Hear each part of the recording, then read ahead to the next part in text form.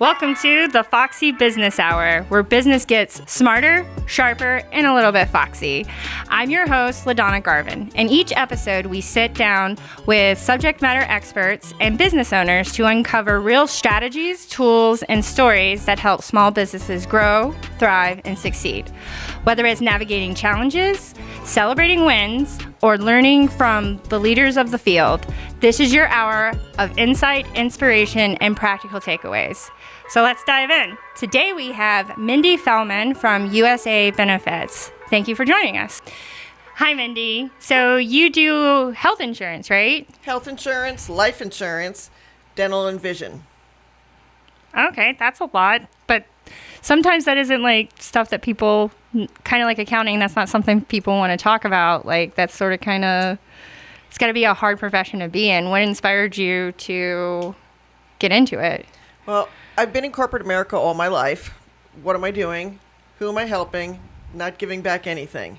So when I left corporate America, I had an opportunity to join USA Benefits Group as a customer care person, and didn't really excite me, but okay, it's something to do. And I started with them, and then I wound up getting my license so I could become an independent broker.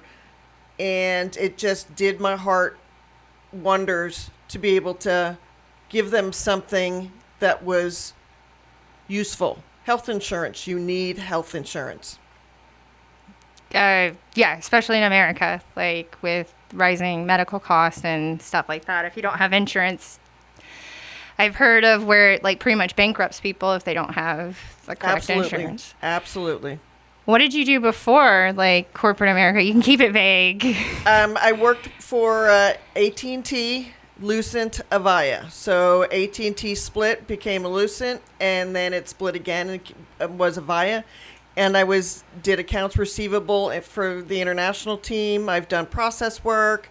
I've done, what was the last thing I did? Inventory. I knew nothing about inventory, and so then I came over and did the inventory for. So you dabbled in my field. Yes. Okay. That's pretty cool. So you have the Lunch and Learn that'll be coming up in October, and can you give it, without giving anything away, can you give us like a teaser about what you're going to be explaining? Well, most people know that come November 1st, we have to pick our new plans for the marketplace. There are a lot of changes coming because of this big, beautiful bill. Mm-hmm. So we will be losing some tax credits. So premiums will go up. Your max out of pocket, which is the max amount that you have to pay if something were to happen to you, is gone from $9,000 up to $10,000. So we need to make sure that we have that covered as well in an ancillary plan.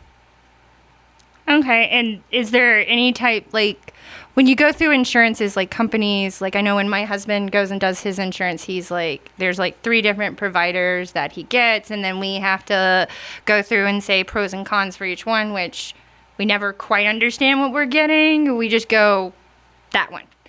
So, but is that the same with you, or are you available for all the insurance companies? I have a multitude of companies that I can choose from. I can choose from the marketplace.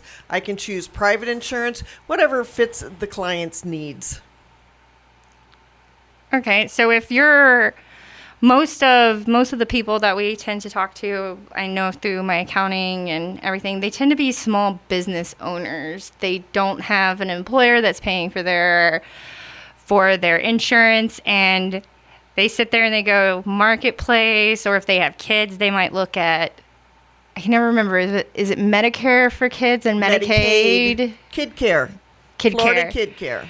And then Medicare is for the elderly. 65 and older. So I know for personal experience, there's a big difference between like Aetna and Medicaid. So like, what do you tend to suggest for small business owners so that they have the insurance so that There's a lot that goes into it. Their doctors. Who are their doctors? Who are they in network with? You want to make sure you pick an in-network company. Do you have any pre-existing conditions, or are you healthy? How many times a year do you go to the doctor? Things like that help me pick a plan to show them. And I don't just give them one option, I give them more than one. What is best for you? What is best for your family? And those small business owners are the people that I'm looking for to help. Yeah, I know there are some of my business owners, it's like pulling teeth to try and get them the insurance. They say, oh, I can't afford it. I can't afford it. I can barely, sometimes they can barely afford to pay themselves. So but what I try to tell them is like, if you end up having to go to the hospital, are you going to be able to afford that? You cannot afford not to do it. You have to have insurance. Marketplace, you can pretty much get low premiums, anywhere from $0 to $1,000 or more. It depends on what your income is, what location you are, and your age, and that's how we figure out the marketplace.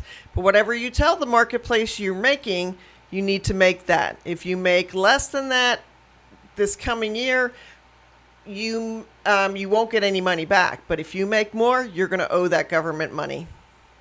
Yeah, that would be a new change, because in 2024, if you had paid too much, you would get a rebate for the taxes. But if you hadn't paid enough, they'd ask for it. And normally, I think there was a penalty on that as well, but I could be wrong on that. There's no more penalties, other than the fact that if you make more than what you told the government you're going to make, you will wind up paying that back in taxes, and nobody likes to do that. That's why I work with them. I don't just enroll people in their insurance. I work with them. If they have a problem with the bill, call me. I will help you take care of that bill. I will find out what's causing that bill. Did they code it wrong? I'm here for all my clients. Customer care is number one. Seriously? Seriously.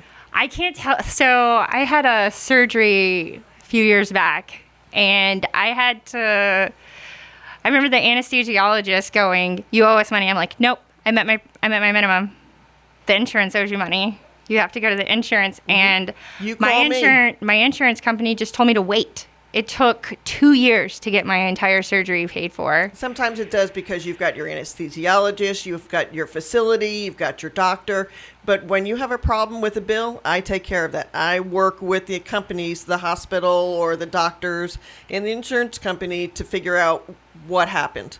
I have a woman today that sent me a bill for her blood work, and I said, they're in network. You should only be paying $25.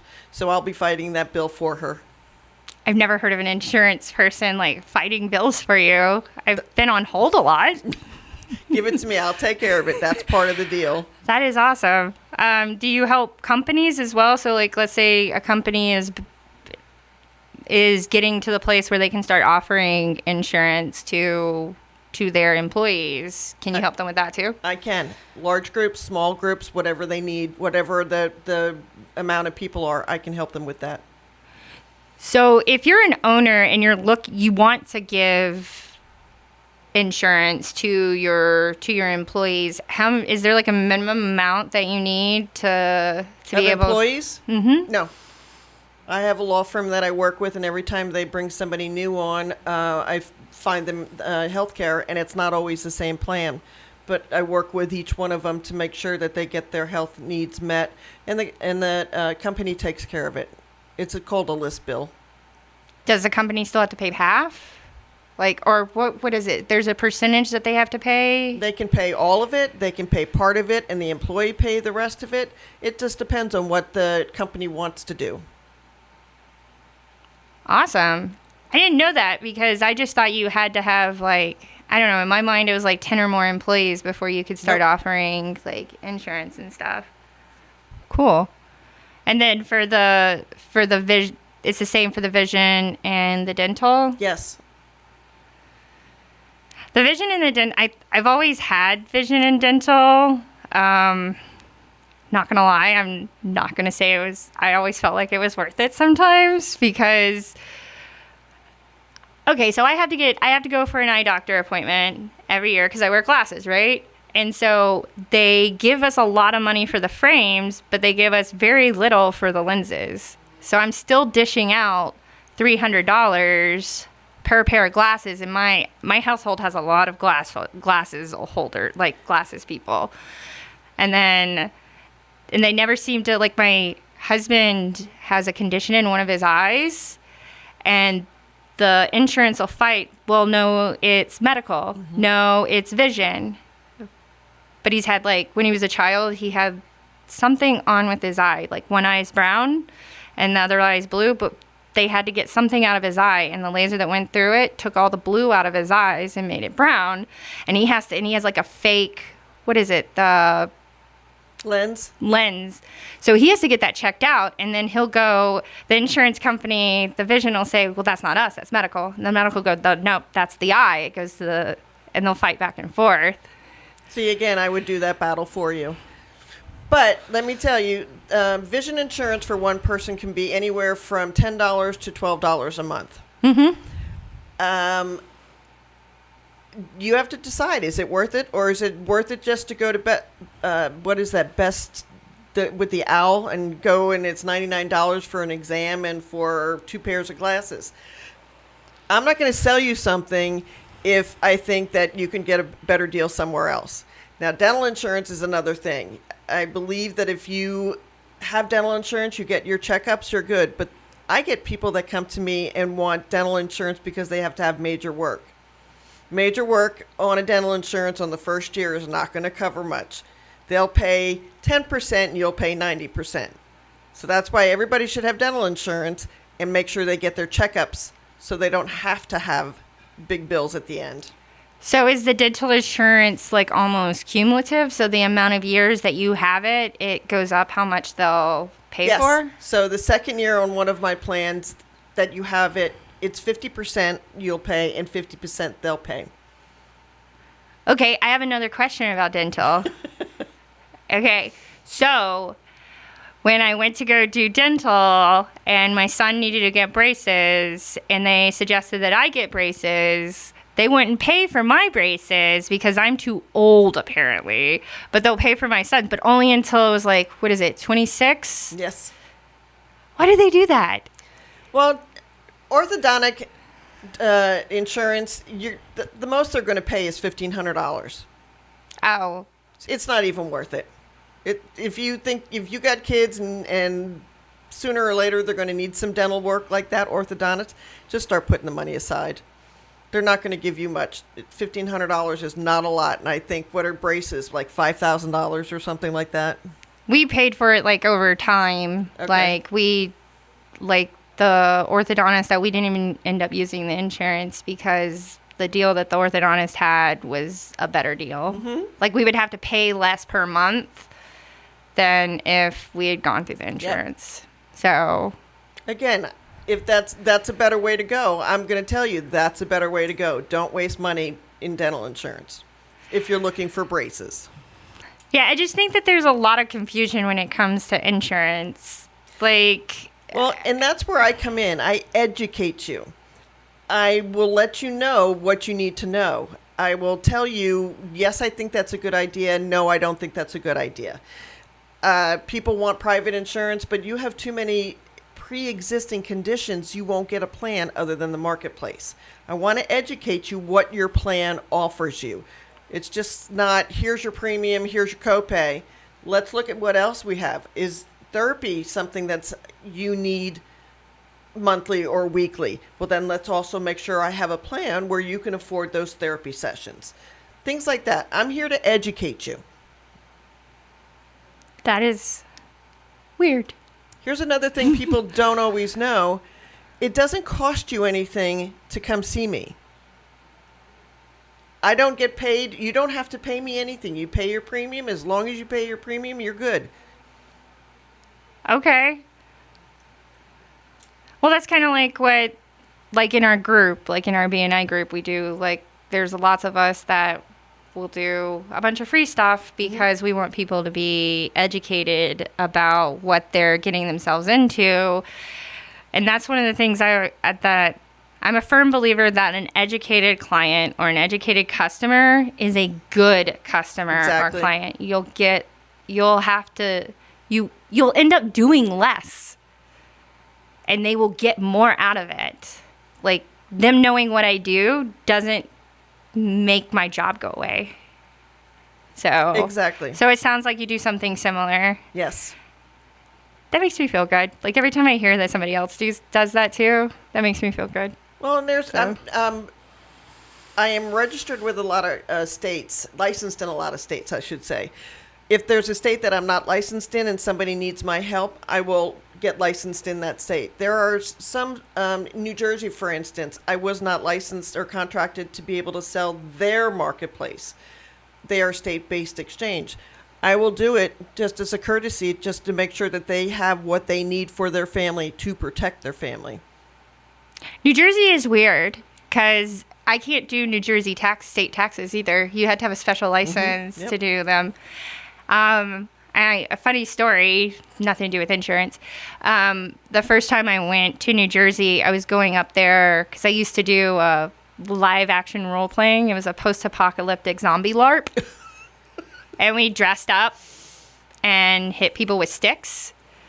But anyway, I was going up there in this huge RV, and all of us it was like this national game that we were going to because it was a national LARP, and once a year they did it. But anyway, we were going up in the RV, and it was my turn to get gas, and I went to go take the gas, and I went to go put it in there, and the guys go, "I got it." I go, "No, I'm good. I'm a big girl. I can put my own gas." "No, you can't." I go, "Yes, I can."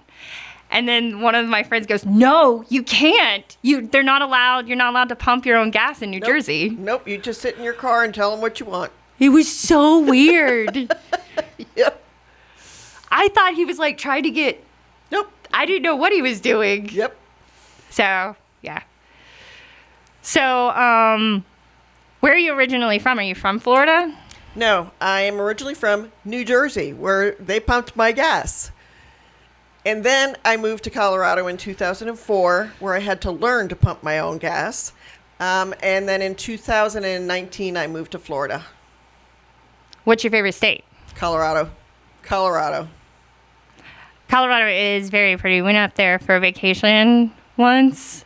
I got car sick because of the ups and downs. Yeah. So I went to Colorado on vacation, and at the bottom, I had no problem. We were like at the bottom, like in the valleys and stuff, and it was so pretty. And it was during the summer, like June, July, and it was really warm. But as soon as I started going up the mountains, it was like, bleh, and like sick.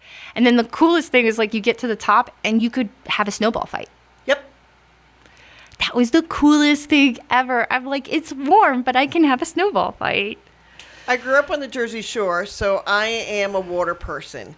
But when I'm in Colorado and I can just drive and just see those mountains, it's just absolutely, it's home to me. And what I like is there's no humidity. I can't stand this heat. I'm getting too old. I can't stand this heat. But I love Colorado. It was beautiful. I was there for about 11 years. No, more than that. Probably about 15 years. So, but I'm here because my sister is here, and so since we lost our parents, they were due. They were 90 and 92. So, but just for the two of us to be together in Spring Hill. Awesome. Okay. Well, I mean, half the year it's kind of nice. Like, it's It not is, as and hot. I'm so looking forward to opening the doors, the lanai doors on the front door, let that breeze come through, and just, it'll be here soon enough. I know. It's just the heat in July and August just kills me. Yeah. I don't know. I'd rather be warm than cold. I'm fine with the cold. I am fine with the cold. Okay. So what do you do for fun when you're not selling insurance? Can I say hang out at Ollie's? Yes, you could say that. So Saturday is college football and Sunday is NFL. So I love football and be with people and be yelling and, having fun. Last night I sat there and watched the Broncos and I didn't have anybody to talk to or, go, "Oh my God, I can't believe that happened." So you can usually find me there on a Saturday or a Sunday. Okay, and you don't have to answer this. I know this is a real personal question, but what's your college team? Georgia Bulldogs. Okay. I'm in Florida, so I will root for Florida State, but the Broncos are my team. For the NFL? NFL, yep. Okay. Okay. Well, there's lots of other sports here, too. Do you do, like, the hockey or the baseball or the... Baseball bores me. Sorry, baseball fans. I love hockey. I went to quite a few Avalanche games when I was in Colorado. I am actually going to a hockey game, not this weekend, but the following weekend with one of my girlfriends. So I'm looking forward to that. Yeah, Tampa's pretty good for having, like, all the sports and stuff. Hopefully the baseball field will do something so that we can go back to Do you like baseball? I do. Okay. But I'm from Alabama, and we don't have sports there. Like, it's the funniest thing because all they have is, like, college football. So you're either an Alabama fan or you're an Auburn fan. Mm-hmm. Funny thing is, my husband's an Alabama fan, and my mom went to Auburn, so I'm an Auburn fan. And he's always trying to, like, do bets and stuff. And I'm like, I don't want to bet. I'm like, you don't understand. I've seen family members not talk to each other over a football game. Yep, I can see it. But it was something my dad used to do. He used to take us to Braves games, and we'd dress up in our little Braves dresses. And so baseball reminds me of him. So I'll always like going to a baseball game. So. Yeah, when I go to baseball games, I wind up watching people instead of the game because it's just a boring game to me. And I know there's people that just love it. Yeah, but people watching is one of the best sports ever. That's true. That is true. You see, I mean, anywhere. I was on a cruise recently, and I just sat there and did people watching. So as you're going forward, what are you hoping to... Do you have any goals that are coming up or anything that you're hoping to achieve, like, professionally or privately? Like 5K or... I just am pleased that I can walk for a half an hour. Walking's been a little bit hard for me with my shins. I don't know what happened. So I got a little walker, treadmill in my house, and I fell off of it once yesterday, 3 times today, but at least I'm getting up and getting some exercise because it's too hot for me to walk outside. So I'm enjoying watching TV while I'm walking instead of sitting down and watching TV. Yes, I'm an avid TV watcher. I love crime. I'm a crime junkie, so anything that's got to do with police or lawyers, anything like that, I love to watch. Oh, my big Friday and Saturday nights are On Patrol Live. That's my favorite. Do you like watching, like, the cults and stuff or the murder mysteries? Yes. Oh my gosh, it's one of my favorite podcasts for that. It's the Casual Criminalist, and he has, like, writers that do all this research, and then he comes on and just, like, cold reads it, and his, like, reactions to this, phenomenal. It is so funny. I will sit there and just laugh. But he does like murder mysteries, and then, like, there's another one. He has a couple of podcasts, but the Casual Criminalist is one of my favorites. Oh, I'm gonna have to write that one down and listen to it. I'm a crime junkie, and there is a podcast called Crime Junkie, so I like to listen to that. Yeah, my husband thinks I'm weird. He's like, are you afraid you're going to join a cult? I'm like, no. I just find cults interesting. Well, because they say that the people who know most about cults are more likely to get fooled by a cult. Really? That's interesting. I would think if you're educated to know about cults, you'll stay away from them.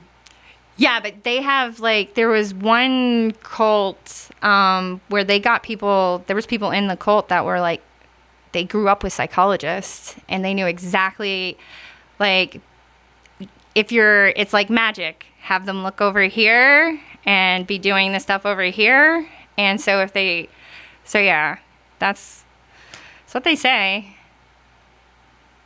Yeah, I'll still steer clear of cults. But it does kind of fascinate me to learn, how do you get involved with that? And then how do you get out of that when you want to get out of that? Yeah, and then it's like, I guess at first I thought all cults were like in the past. Like there wasn't any like cults now, but there are. So it's like, okay. One of the things I used to watch was Escaping Polygamy. Oh, okay. Yeah. That's another one of my, they stopped producing that one, but that's another one that I used to watch.